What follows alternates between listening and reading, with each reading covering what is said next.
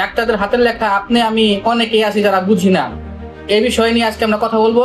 আমি আছি আপনাদের সঙ্গে মোহাম্মদ রুহুল আমিন। রাফা স্বাস্থ্য কেন্দ্রের পক্ষ থেকে সবাইকে স্বাগতম।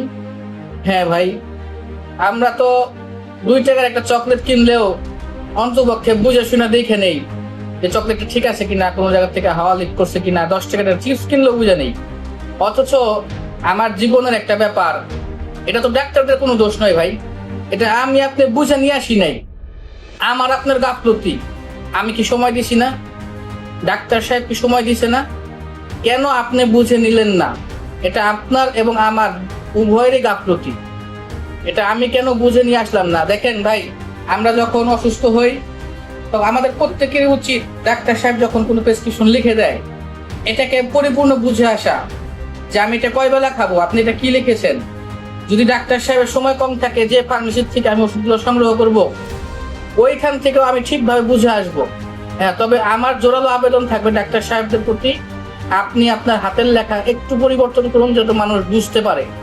অধিকাংশ মানুষই বুঝতে পারে না। যারা ফার্মেসি ব্যবসার সাথে জড়িত তারা হয়তো আপনার হাতের লেখা দেখে বুঝতে পারে, কিন্তু জনগণ, অধিকাংশ জনগণই পড়ালেখা বিষয়ে অতটা সচেতন নয়, বা সে পড়ালেখা অনেক জানে কিন্তু আপনার হাতের লেখা বা ওষুধের সাথে সে সম্পৃক্ত নয়, যে কারণে অধিকাংশ সময় সে বুঝতে পারেন আপনি কি লিখেছেন।